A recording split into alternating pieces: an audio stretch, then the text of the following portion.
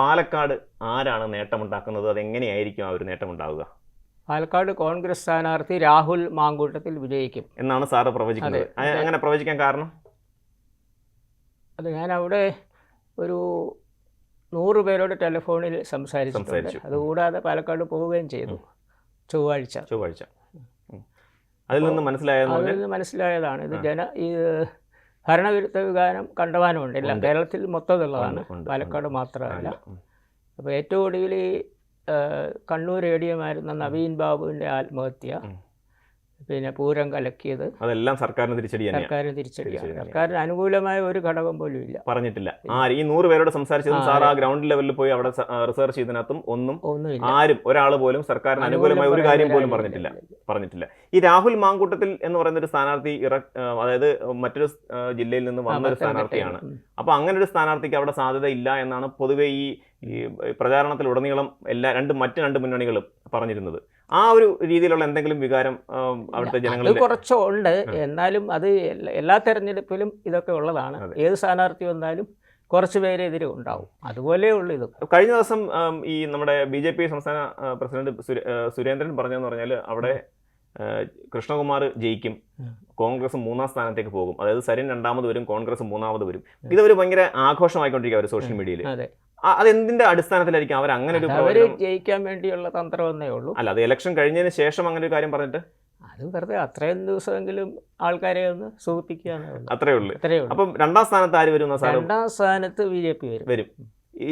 ഇക്കുറിയും LDF 3ാം സ്ഥാനത്തേക്ക് LDF vote കുറയുകയും ചെയ്യും. കഴിഞ്ഞ തവണത്തേക്കാൾ കുറയും. 2000 വോട്ടെങ്കിലും കുറയും. ഈ BJPക്ക് വോട്ട് കൂടും ഇപ്രാവശ്യം? BJP കുറച്ച് വോട്ട് കൂടും. കോൺഗ്രസിന് വോട്ട് കൂടത്തില്ല, പക്ഷേ അതിന് ഒരു 8000 വോട്ട് പോൾ ചെയ്തേ കുറവുണ്ട്.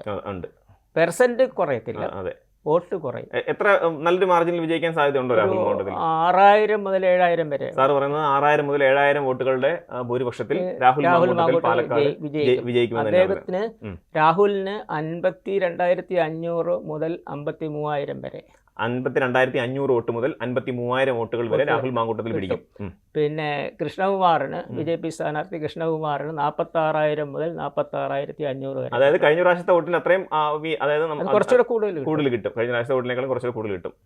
മെട്രോമാൻ സീതറിന് കൃഷ്ണകുമാറിന് ലോക്സഭാ തെരഞ്ഞെടുപ്പിൽ മെട്രോമാന്റെ അത്ര എത്തത്തില്ല. അത് തന്നെ രണ്ട് കാര്യമുണ്ട്. അല്ല, ഇക്കുറി മെട്രോമാൻ നിന്നിരുന്നെങ്കിലോ? മെട്രോമാൻ നിന്നിരുന്നെങ്കിൽ വിജയസാധ്യത കൂടുമായിരുന്നു. അദ്ദേഹം നിൽക്കാൻ സന്നദ്ധനായി ഒരു ഓൾ ഇന്ത്യ ഇമേജുള്ള ആളാണ്. അദ്ദേഹം അവിടെ ലോക്കലി മാത്രമേ അറിയപ്പെടുന്ന ആളാണ്. പക്ഷേ ഈ പറഞ്ഞ ഇവരുടെ ഈ 3 മുന്നണികളും നല്ല കൃത്യമായ അച്ചടക്കത്തോടെയുള്ള പ്രവർത്തനങ്ങളാണ് നടത്തിയത്. പിന്നെ ഇതിന്റെ ഇടയ്ക്ക് ഒരുപാട് വിവാദങ്ങളൊക്കെ വന്ന് ഈ വിവാദങ്ങളൊക്കെ ആരെയായിരിക്കും സഹായിച്ചിട്ടുണ്ടാവുക? വിവാദങ്ങൾ ഭൂരിപക്ഷവും കോൺഗ്രസിനെയാണ് അവരെ സഹായിച്ചിട്ടുണ്ട്. അതായത് ഇടതുപക്ഷം കൊണ്ടുവന്ന ഒരു സ്ട്രാറ്റജി അവിടെ വിജയിച്ചിട്ടില്ലെന്നാണ് സാറിന് മനസ്സിലാക്കാൻ സാധിച്ചത്. ഒടുവില് സന്ദീപ് വാര്യർ കോൺഗ്രസിൽ വന്നത് കൊണ്ട് അവർക്ക് പ്രത്യേകിച്ച് നേട്ടമൊന്നും കിട്ടത്തില്ല. സരിൻ പോയത് കൊണ്ട് ദോഷവും വരത്തില്ല, ഇടതുപക്ഷത്തിന് നേട്ടവും ഉണ്ടാവത്തില്ല. ഇല്ലില്ല, കോട്ടയം ഉണ്ടാവും. കാരണം ഒരു പാർട്ടി പെടാത്ത ഒരാളിനെ മത്സരിപ്പിച്ചത് ചിഹ്നം ഇല്ലാത്തൊരു പ്രശ്നം ഒരു പ്രധാന ഘടകമാണ്. അതെ, അവരുടെ ഒരു പാപ്പരത്വമാണ് കാണിക്കുന്നത്. ഈ ഗ്രൗണ്ട് ലെവലിൽ നിന്ന് മനസ്സിലായെന്ന് പറഞ്ഞാൽ ഇടതുപക്ഷം ഈ പാലക്കാട് തെരഞ്ഞെടുപ്പിനെ അത്ര സീരിയസ് ആയിട്ട് കണ്ടില്ലെന്നാണോ മനസ്സിലാക്കിയത്? അങ്ങനെ എനിക്ക് തോന്നിയിട്ടില്ല. അവരെ പരമാവധി വോട്ട് അവർ ചെയ്യാൻ ശ്രമിക്കും. ശരി, അപ്പോൾ സാറിന്റെ പ്രവചന പ്രകാരം പാലക്കാട് രാഹുൽ മാങ്കൂട്ടത്തിൽ 7,000 വോട്ടുകൾക്ക് വിജയിക്കും എന്ന് തന്നെയാണ്. 2ാം സ്ഥാനത്ത് BJP കൃഷ്ണകുമാർ വരും.